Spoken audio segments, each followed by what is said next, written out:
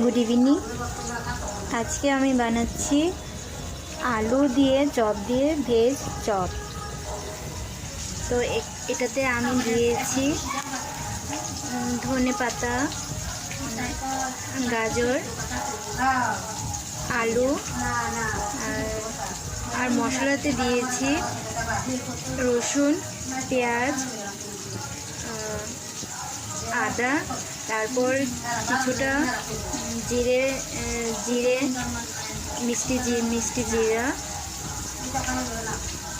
আর শুকনো লঙ্কা ভেজে মশলা করে দিয়েছি।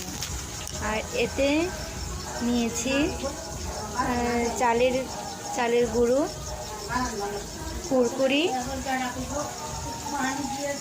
আর এটা কর্নফ্লাওয়ার, ময়দা দিয়ে একটা